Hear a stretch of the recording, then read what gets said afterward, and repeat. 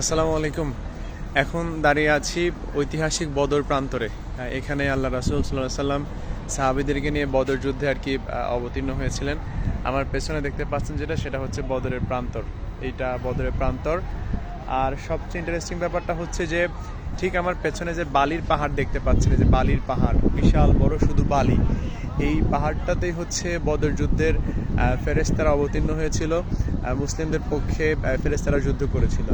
এই বালির পাহাড়ে আমরা এখন আসলে পরিদর্শন করলাম বালুর পাহাড়টাকে। আর আশপাশের যে বদরের যে প্রান্তরটা রয়েছে এটাও আমরা ঘুরে ঘুরে দেখলাম। আসলে এখানে যে টেম্পারেচার, যে গরম, কি অস্বাভাবিক!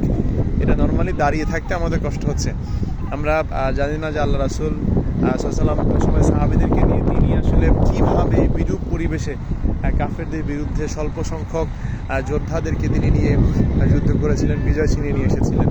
এই প্রান্তরটা আসলে কি বলবো, আসলে একটা ইমোশনাল একটা ব্যাপার, এটার সাথে আমাদের ইমোশন জড়িত রয়েছে। সো বদরের এই যে প্রান্তর, আমরা বদরের প্রান্ত থেকে এখন আমাদেরকে এই জিনিসটা দেখানোর চেষ্টা করছিলাম। আসলে কিছু বলার নাই, সব মিলায় ইমোশনাল একটা জায়গা।